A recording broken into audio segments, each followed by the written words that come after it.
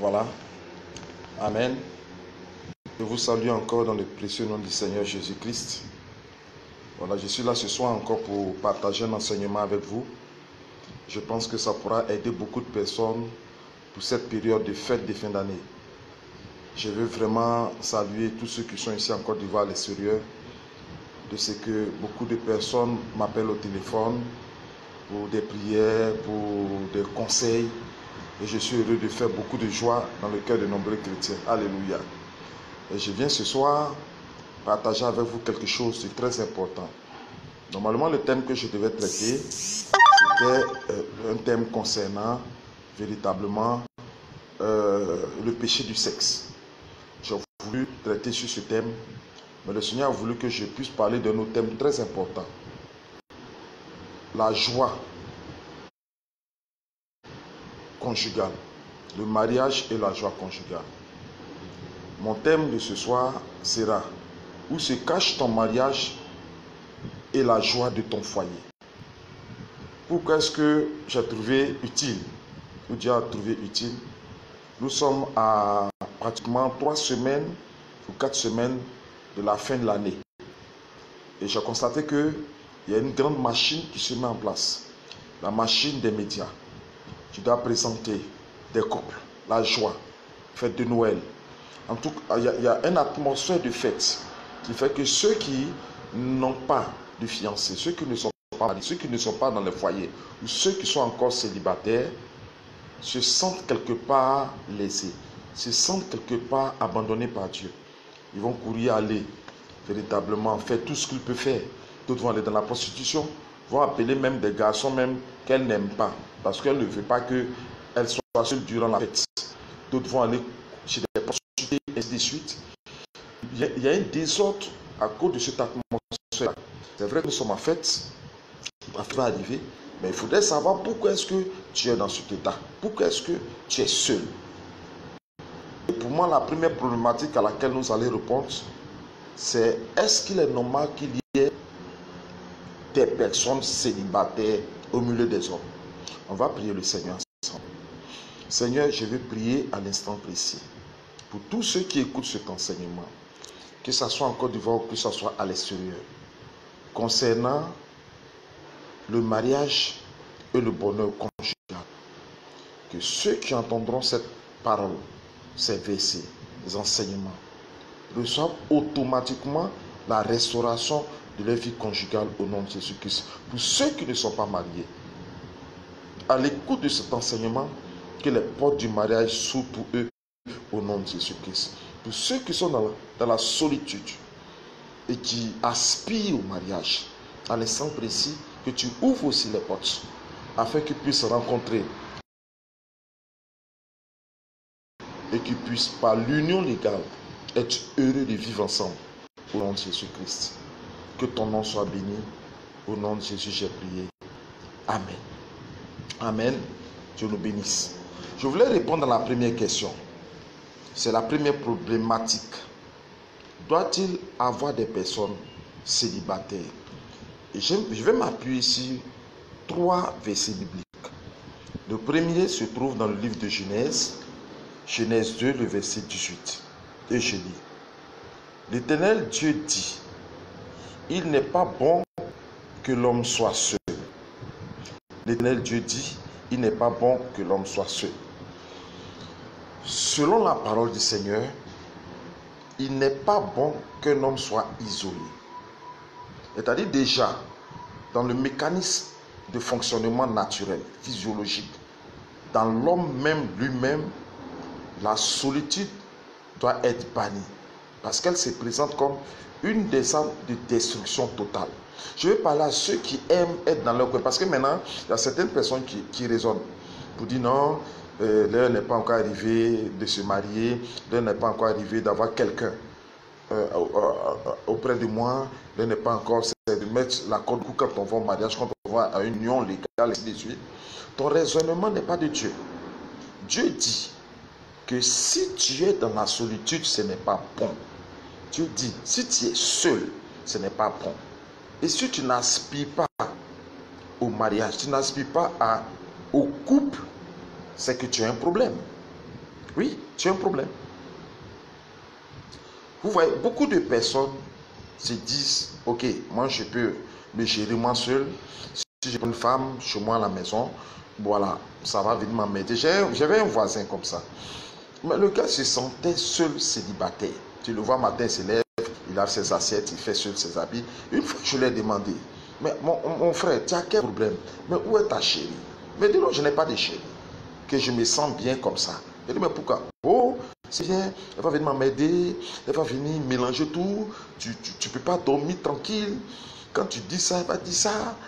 Tu ne peux pas prendre des décisions seul. Elle va toujours te faire des remarques. Lui, il ne veut pas s'embrouiller. Donc, il est là, il est seul. Il préfère ça. Mais c'est dommage. Il vieillit sans avoir eu des expériences dans sa vie, sans avoir touché aux vérités, aux expériences de vivre avec une femme. La solitude n'est pas de Dieu. Après, je découvre qu'il frôle les murs, d'après les témoignages qu'on m'a dit, il frôle les murs pour aller voir une prostituée. Des prostituées, quelque part dans un quartier, un bidonville de Yopougon, quelque part dans le bas. Mais attendez, ils l'ont attrapé là-bas, ils l'ont pris. Mais attendez, ce que Dieu a mis en bas de toi, ce qu'on appelle le sexe, est une machine de fonctionnement légal, c'est-à-dire une machine pour le couple. Il ne dit pas que tu dois aller prendre ça pour te promener, tu es marié légalement. Dieu a mis le sexe comme un instrument de plaisir légal entre l'homme et puis la femme, un instrument de reproduction, ok, reprocréation, de création. On doit avoir des enfants. Mais toi, tu mets ça là-bas, dans ton caleçon, c'est là-bas, et tu dis non, je suis seul, et puis après on t'attrape, tu frôles les murs, tu t'envoies des femmes prostituées. Il n'est pas bon, et je vais te répéter, Dieu dit qu'il n'est pas bon qu'un homme soit seul. Voilà. Et c'est pour cela que Dieu va crier auprès d'Adam, Ève, pour que la solitude disparaisse, pour que le célibat disparaisse. Le célibat n'est pas de Dieu. Il y a des principes spirituels qui sont établis. Le célibat n'est pas de Dieu. Dieu n'a pas créé un homme ou une femme pour être célibataire. Chacun a son homme, a sa femme, que ce soit ici, que ce soit ailleurs. Mais sur toute la terre, au moins ta cote, ou au moins ton homme, ou au moins ton chéri est quelque part. C'est seulement de prier le Seigneur pour demander à ce que le Seigneur croise vos chemins ensemble pour que quelque chose se passe. Alléluia. Dieu nous bénisse. Le deuxième verset sur lequel je vais me baser, c'est Genèse le verset 24. Je vais parler aux couples qui écoutent ce message. Peut-être que tu te dis que tu es marié et que tu n'as pas besoin de ce genre de message. Je vais traiter deux choses. Je vais traiter, comment on appelle là, le mariage en lui-même, comment rentrer dans la grâce du mariage, briser le célibat. Vous allez comprendre beaucoup de choses concernant les esprits maléfiques du célibat, les malédictions, la parole du célibat, il y a beaucoup de choses. Et comment rentrer dans la joie conjugale. Ça fait deux éléments. Une chose n'est pas seulement de se marier, mais une chose c'est d'avoir la joie dans le foyer. Mais écoutez, j'ai tellement réglé certaines situations de désolation conjugale. Oui, c'est vrai, les gens sont venus nous assister. Tu as mis 3 millions, 4 millions, des malades de 10 millions. Beaucoup de personnes étaient là. Mais quand vous allez chez vous à la maison, vous vivez vos propres réalités. On a vu des couples mariés, légaux, jolis. Mais après, la fille se lamente. Elle est dans la désolation. Je ne comprends pas le monsieur. J'ai fait un mauvais choix. Elle est dans le regret, le monsieur dans le regret. Et le foyer devient, qu'on appelle, une fournaise de feu. Le foyer devient, qu'on appelle, un cycle à tigre et à lion.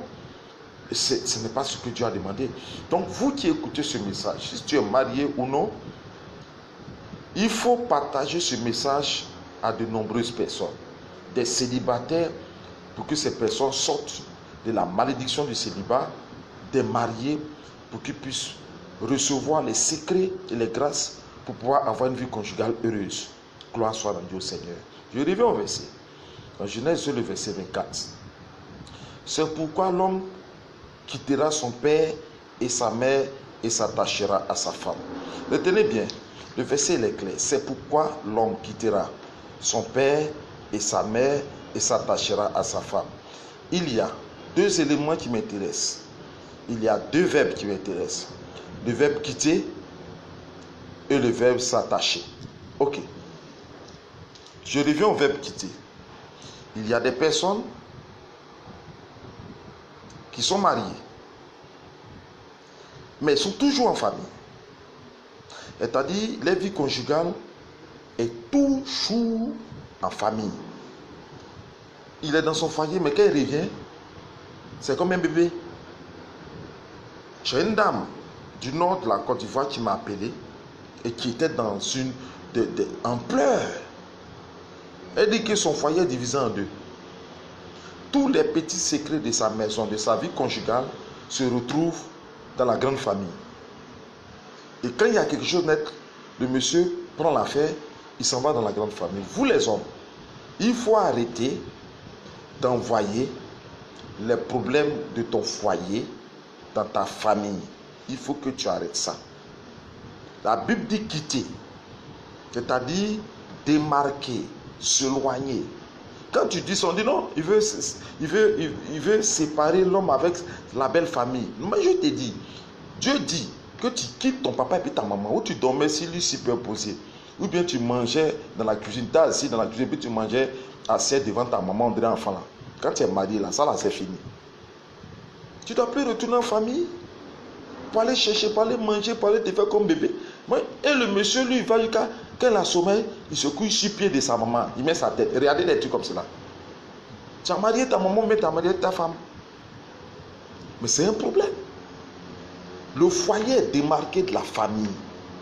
Amen. Point barre. Le foyer est démarqué de la belle famille. Que ce soit la femme comme que ce soit le monsieur. Toutes les petites affaires, le monsieur en va là-bas.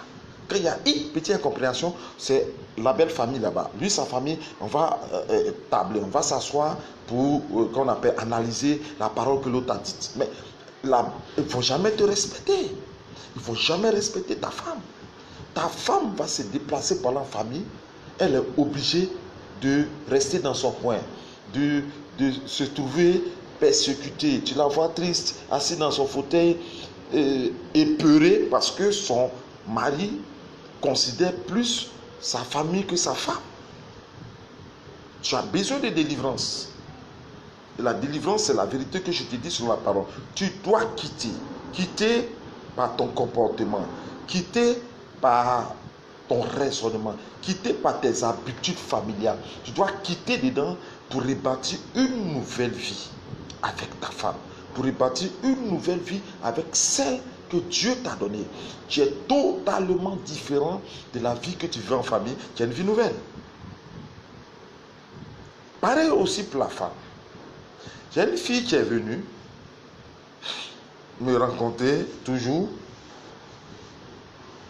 Elle m'a expliqué son problème. Quand les femmes aussi, quand elles viennent expliquer leur problème, tu vas te dire qu'elle a raison. Moi, dans ce cas, j'écoute aussi l'homme, donc j'ai appelé l'homme. Je lui ai demandé, ah, mon frère, quel est le problème? Il m'explique. Mais attends, même les rapports sexuels, comment est-ce qu'ils font? Elle prend ça, elle l'envoie dans sa famille.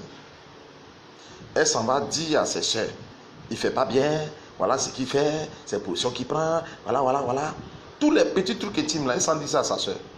Ok, comme tu ne fais pas bien, sa grande soeur l'a aidé. Et maintenant, elle apprend que sa grande soeur soit avec son mari. Mais ce que tu as dit à ta soeur, les performances sexuelles de ton mari que tu dis à ta soeur, tu attises chez ta soeur l'envie d'aller coucher avec ton mari. C'est toi-même qui as provoqué le problème. Et maintenant, elle m'appelle pour régler. J'ai dit, mais c'est déjà dans l'oreille de ta soeur.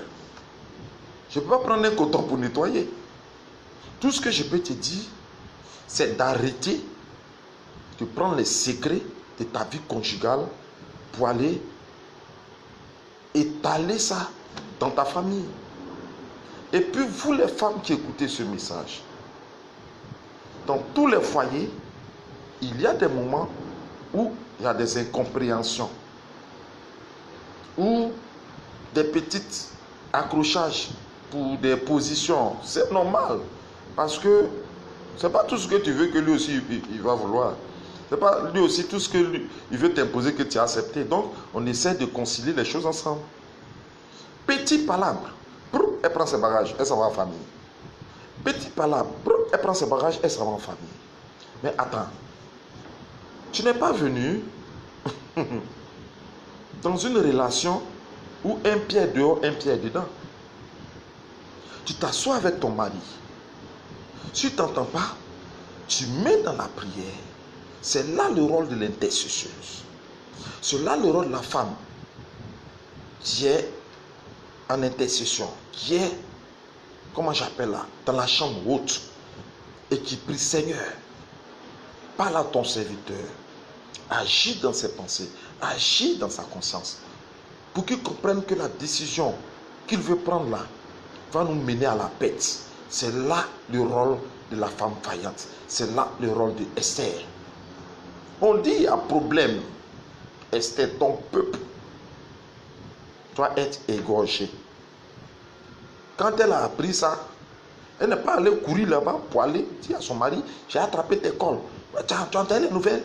Elle a utilisé la sagesse, la prière, le jeûne, surtout le jeûne d'Esther, pour que Dieu dispose le cœur de son époux le roi afin de trouver grâce à ses yeux.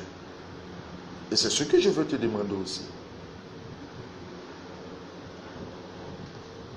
Le deuxième verbe, c'est s'attachera. Bon, ça revient encore dans cette même, ça rejoint le premier verbe quittera. S'attacher. L'homme s'attachera à sa femme. Je peux remplacer le mot attaché par lié ou fusionner. En comptabilité, on parle de fusionner. C'est quoi? La fusion, c'est quoi? Deux entreprises sont là. Elles décident de se mélanger l'une à l'autre. Elles décident de se coller jusqu'à se transpercer, jusqu'à former un ensemble. C'est ça qu'on appelle s'attacher. Tu es un homme. Tu es plus attaché à tes camarades dehors, tes amis, qu'à ta femme. Il y a des jours, la femme a besoin. Tu m'écoutes, tu es garçon, tu es mon frère. Il faut que je te dise la vérité. Si je ne te dis pas la vérité là, tu vas aller faire, tu vas aller te perdre. Comme je disais à quelqu'un, ça fait mal, mais ça fait aussi beaucoup de bien. Ta femme est là, toujours, Claude de Maracana. Réunion des hommes. Au moment où elle a besoin de toi, tu prends plus plaisir à être avec tes amis d'enfance, tes camarades de dehors, que toi-même ton propre mari. C'est un problème. Toi-même ta propre femme, excuse-moi, c'est un problème. Tu as une femme à la maison, tous les jours tu es dehors, assis en tête de causer, en train de jouer au ludo, au damier. Tu crées même des voyages qui n'existent pas. Parce que dans ta maison, tu t'ennuies. C'est pas à tes amis que tu dois t'attacher. C'est pas à ta famille que tu dois t'attacher après le mariage. C'est à ta femme. Moi, ma femme, de tous les voyages que j'ai faits, j'ai compté 189 voyages en Côte d'Ivoire depuis que j'ai commencé, parce qu'on voyage beaucoup. Elle est toujours avec moi. Même des personnes m'appellent au téléphone qui me disent: ah, homme de Dieu, on a préparé ta chambre, ta nourriture. Il prépare toujours une chambre, mais une nourriture, un plat. Je lui ai dit: je suis avec ma femme. Ah, tu viens avec maman? J'ai dit: toujours. L'homme doit être toujours avec sa femme dans tous tes déplacements. C'est parce que le Seigneur a dit dans la Bible qu'il ne faudrait pas que l'homme soit séparé de sa femme seulement pour vaquer qu'à la prière. Un homme doit être toujours avec sa femme. Qu'il ne bouge pas. En Afrique, les gens n'aiment pas trop ça. Je ne comprends pas. Le principe de l'homme en Afrique est un principe attaché à l'occultisme. Je vous donne un exemple. Si ta femme est toujours avec toi, on te dit: Elle le suit pour le surveiller. Ça, c'est le premier principe. Deuxième principe. Le monsieur là, sa femme là a fait médicament contre lui. Mais elle l'a envoûté. C'est-à-dire en Afrique, si une belle-mère arrive à la maison, qu'elle trouve que le monsieur fait trop de cadeaux à sa femme, il ne lui refuserait, il aime sa femme. L'intensité de l'amour en Afrique n'est pas simple. Il a un fétiche, il y a canari en bas, il y a un médicament qu'il a enterré. Elle a mis quelque chose dans la nourriture. C'est-à-dire, on interdit d'être follement amoureux de sa femme. Mais tu ne peux pas aimer quelqu'un d'autre dehors, c'est ta femme. Mon frère, il faut aimer ta femme. Il faut tomber, c'est-à-dire, il faut être fou de ta femme. C'est normal, c'est biblique. Aïe, c'est biblique. Si tu n'aimes pas, il faut aimer ta femme, c'est biblique. Voilà. Maintenant, quand on ne fait pas, quand on ne manifeste pas l'amour à sa femme, allez-y dans les foyers, les femmes, et vraiment que Dieu nous aide. Aujourd'hui, je vous dis la vérité. Tu es garçon, il faut aimer ta femme. Ce qu'elle veut, il faut lui donner. Même si la belle famille parle, il faut donner à ta femme parce que c'est légal, parce que Dieu te l'a donné pour que tu t'occupes d'elle et que vous vivez épanoui. L'épanouissement n'est pas dehors. L'épanouissement, c'est dans ta maison. Des petits moments où vous pouvez sortir. Et puis, je vais te dire quelque chose. Si je parle de pêle-mêle, il faut que, c'est par l'inspiration sur laquelle je te parle. Le foyer n'est pas un robot, c'est pas un camp militaire. Exemple, je fais mes missions, il y a un moment donné, quand j'arrive, durant les périodes de mes congés, parce que je me suis fixé des congés, je dis, il faut que je m'occupe de ma femme. C'est vrai qu'on voyage ensemble, mais à des moments où on doit se rappeler des anciennes choses. Il faut que je réveille l'attachement. Et là, bon, sors même de la maison, on voyage.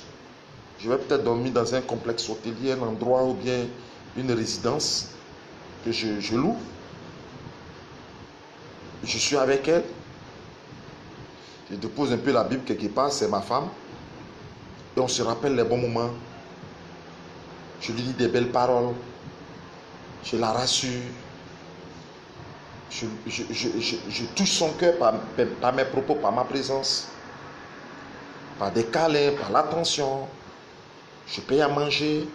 On love un peu, si vous voulez. On love. On prend le temps de love, on est ensemble pour réveiller le feu. Pour rallumer le souvenir de notre union. Voilà. C'est ça qui est s'attacher. Et ce n'est pas un péché. Parce que vous voyez tout en péché. Je disais à un ami qui est quitté en Angleterre qu'ici en Afrique, quand une femme est trop jolie, on dit que c'est sirène des eaux. Mais attendez, vous prenez dans l'Ancien Testament jusqu'au Nouveau Testament, les patriarches là, aucune de leurs femmes n'a été vilaine. Elles sont belles. La Bible dit Rebecca, elle est jolie de visage. Mais pourquoi en Afrique on attache la beauté à un démon? Donc Dieu n'a qu'à nous donner ce qui est vilain, quoi. Et pareillement pour les femmes, c'est ça. L'homme, s'il est beau, ça, c'est démon, c'est esprit de séduction. Attendez. Le frère de David, la Bible dit, il est joli, longs cheveux. Même le prophète, il a failli se tromper pour le coin droit. Parce que il remplit toutes les conditions physiques et beauté et style pour être roi.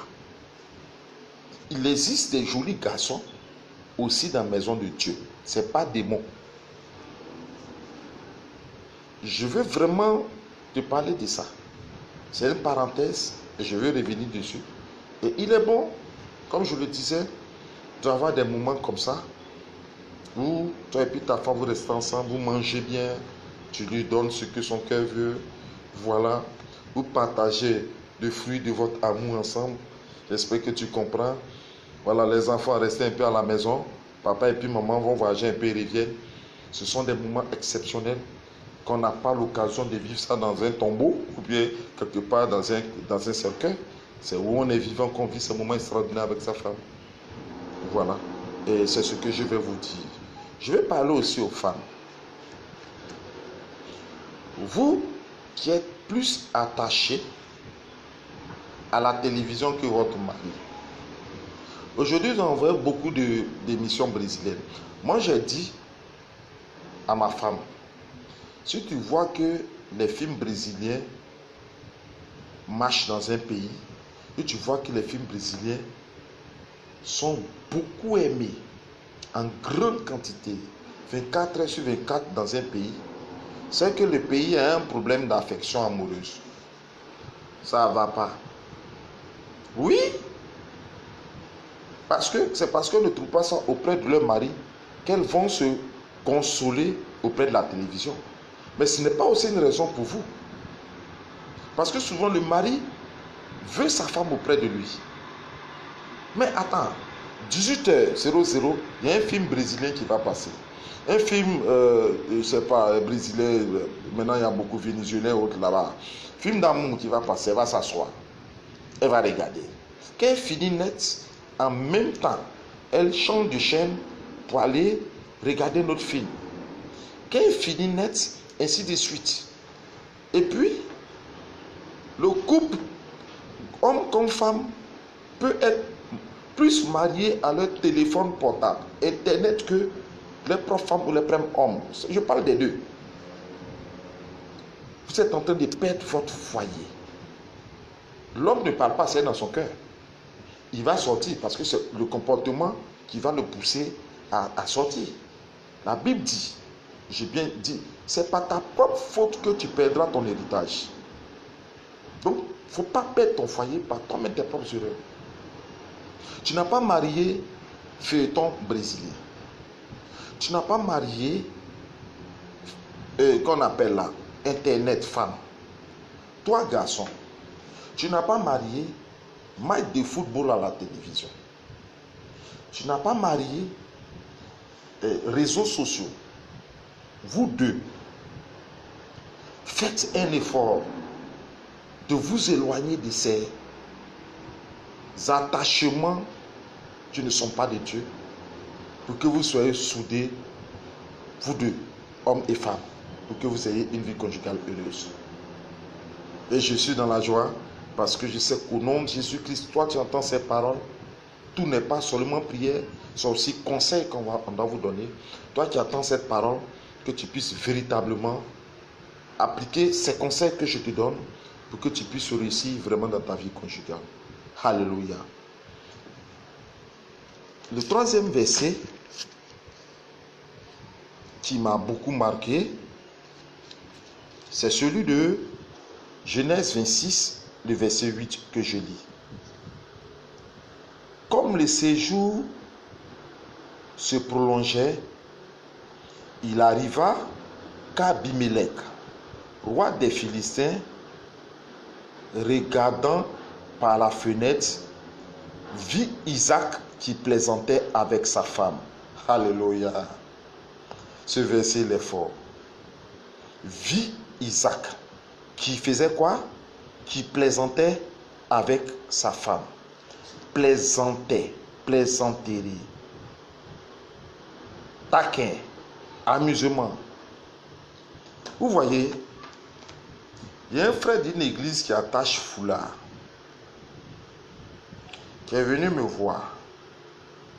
Il dit ça ne va pas dans le foyer. J'ai appelé la femme. Quand la femme m'a raconté l'histoire qui se passe là-bas, j'ai dit que ce n'était pas un foyer. Elle était en formation militaire. Robot même n'a rien fait. Matin, les enfants, on se lève. Allez, on se lave. On se lave, on s'aligne. Alignez-vous, on va saluer le drapeau de la famille. C'est le drapeau, oui, toi, marche devant. Je te suis, ton petit frère te suit. Je passe devant. Hé, madame, mets-toi derrière. Avec sa grosse robe. Elle marche, ils s'en vont. Oh, arrêtez-vous. Mais ce n'est pas un foyer. C'est un camp militaire des commandos. Et la femme se sent abandonnée. Il y a Satan qui nous attaque dehors. Où on va venir pour se réjouir dans la maison là. Toi aussi, tu es le mari qui est là. Tu attaques ta femme par ce comportement-là. Mais elle n'est pas venue pour se former de manière militaire. Il n'y a pas de choix. Tout est carré. Il faut bien écouter. Tout est carré. Tout est bloqué. Il n'y a pas d'allégresse. Oui, un foyer sans vie. Parce que l'homme est là pour donner des ordres à sa femme. Tous les jours, ce sont des réprimandes, des cris, des ordres. Il n'y a aucune parole douce. Il n'y a aucune parole d'affection. Elle ne se sent pas aimée. Elle ne se sent pas adoucie par la présence de son mari. Mais c'est un problème. La femme doit se sentir aimée dans sa maison. Elle n'est pas venue dans un service militaire. Elle est venue pour partager des moments d'entretien, d'union, d'épanouissement. Je lis la phrase encore. Vous qui êtes dur dans vos maisons, on dirait des militaires qui doivent frapper tout le monde. Vous qui êtes dur dans vos maisons, vos femmes sont devenues comme des sous-officiers que vous devez former là. Je relis la parole. Genèse 26, le verset 28. Comme les séjours se prolongeaient, il arriva qu'Abimelech, roi des Philistins, regardant par la fenêtre, vit Isaac qui plaisantait avec sa femme. Plaisantait. Est-ce que tu plaisantes avec ta femme? C'est biblique ce que je viens de lire. Isaac, le patriarche, il plaisantait avec sa femme, Rebecca. Et qu'est-ce que c'est que la plaisanterie? Regarde son visage, il caresse un peu son visage, la femme rit un peu, joue un peu avec son nez. Le roi aimait Rebecca. Il a vu que c'est une femme très belle. Il a demandé à ses serviteurs, femme qui est avec ce homme-là, Isaac-là, c'est qui? On dit, on ne sait pas.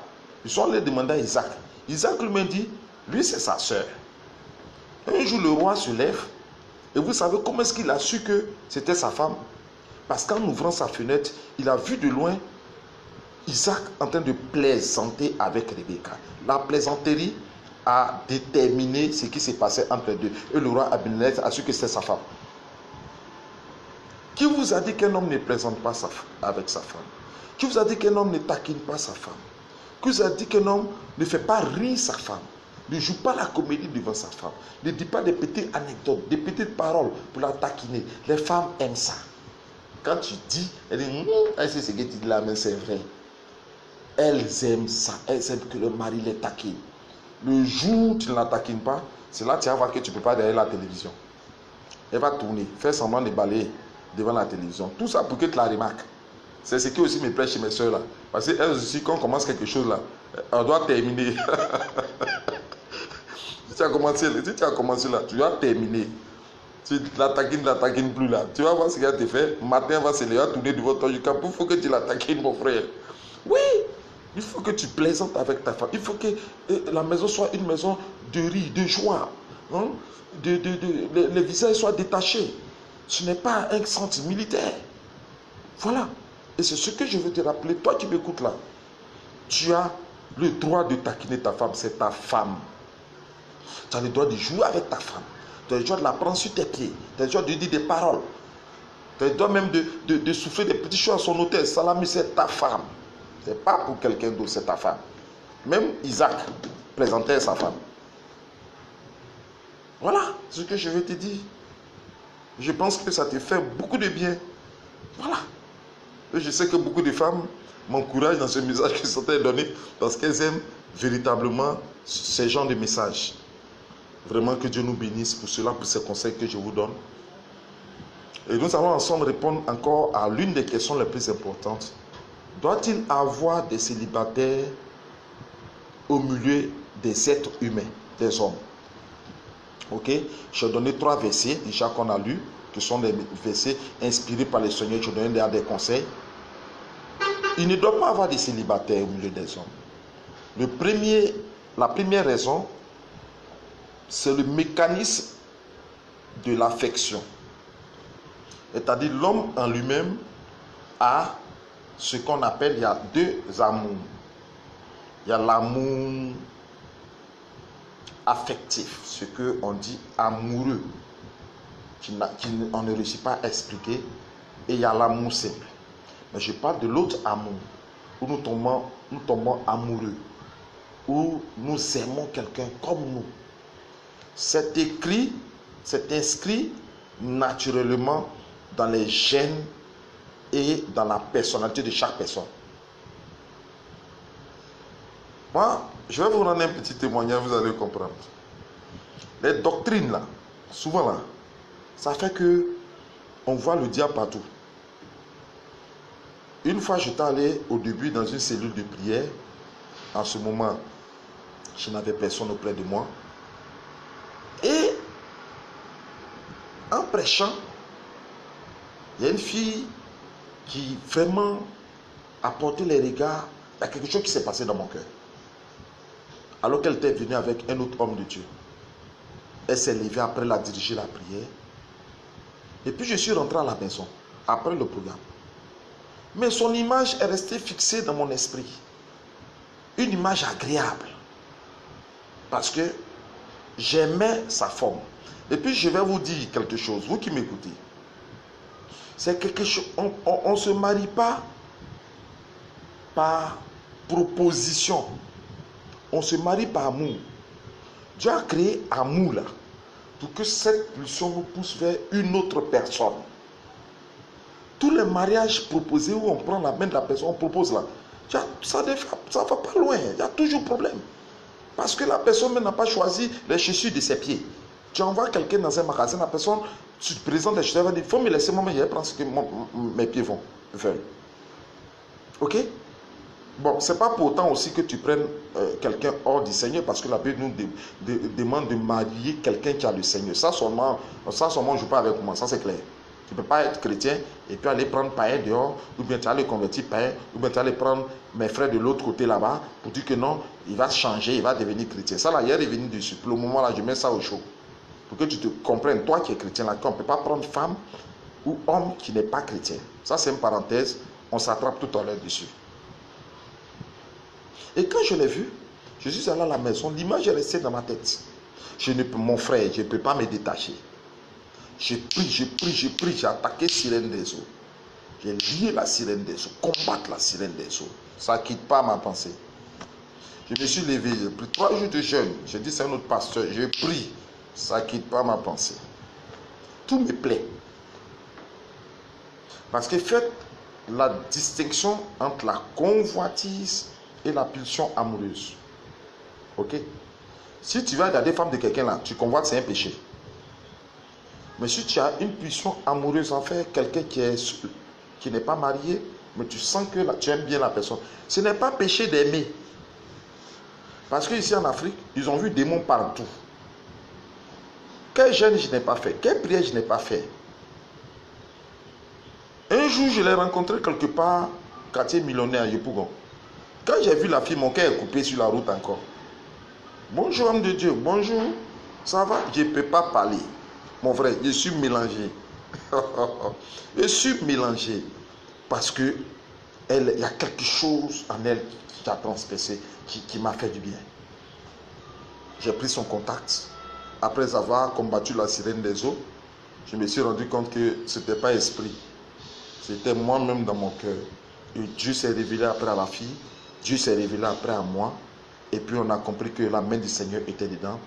Aujourd'hui, c'est ma bien-aimée qui est à côté de moi, qui me suit partout dans mes voyages, que j'aime énormément, qui est pour moi le plus beau cadeau que Dieu m'a donné, parce que je le dis ouvertement, aujourd'hui tout le monde nous respecte, on est heureux d'être ensemble.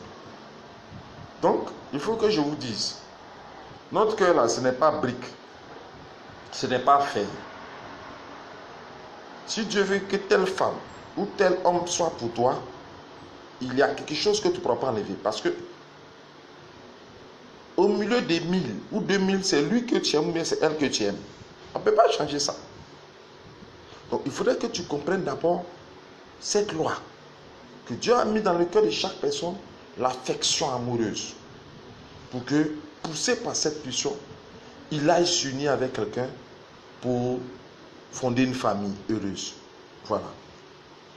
Le deuxième point pour lequel je dis qu'il ne doit pas avoir des célibataires au milieu des hommes, c'est la loi de la généalogie.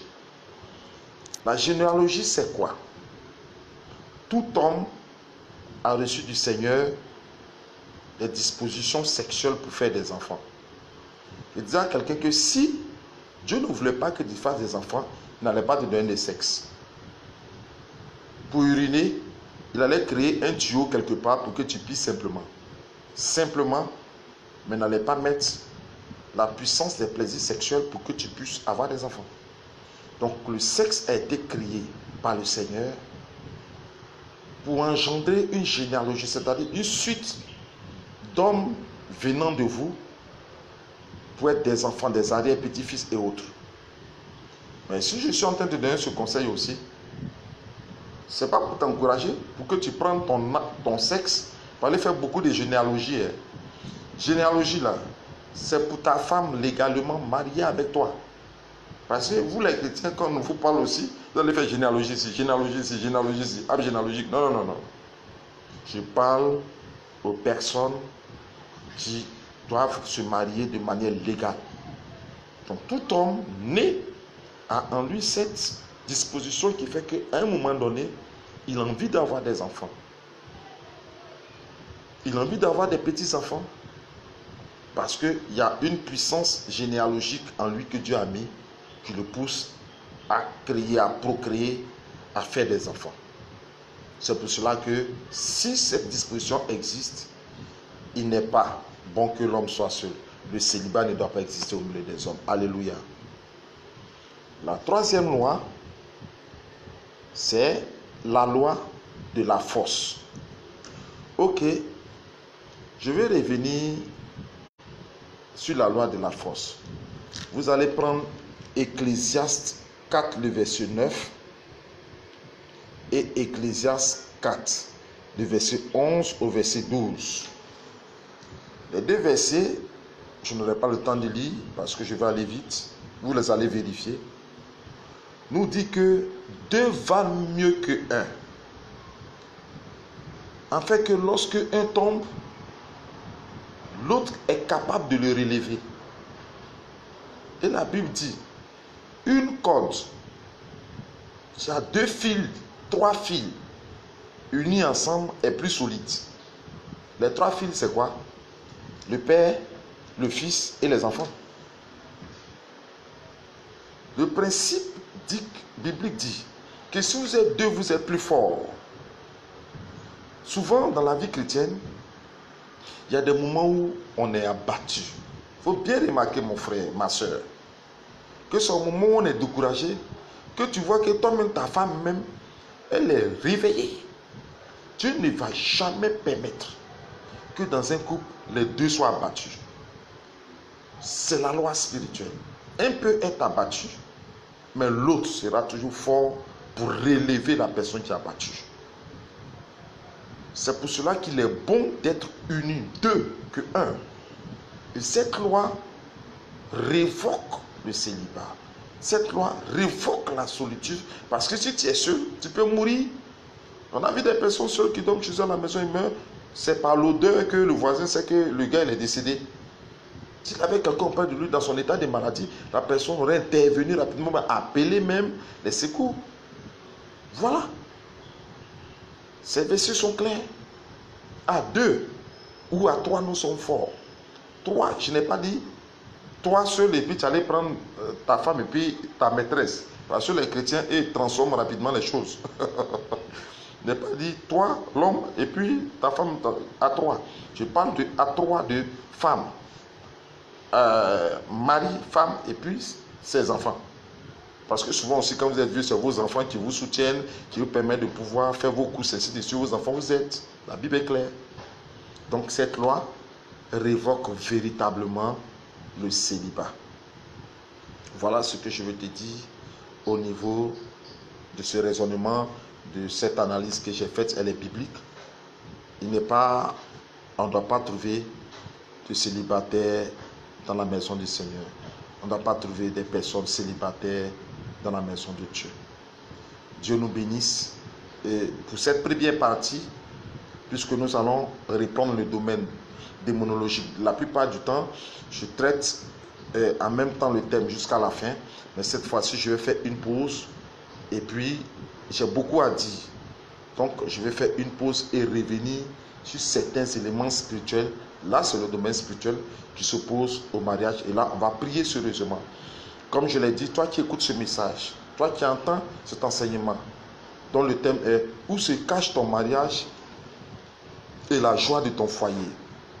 Ou chez les Blancs qui écoutent « Où se cache ton mariage et ta joie conjugale ?» Il faudrait que cette vidéo, tu puisses l'envoyer à certains de tes amis, à certains de tes frères, à certains de tes soeurs, à des célibataires, pour que qu'en écoutant cela, ils puissent sortir du célibat et avoir une vie conjugale. Que Dieu nous bénisse et je vais prier. Merci Seigneur pour tous ceux qui écoutent ce message, cette première partie de cet enseignement.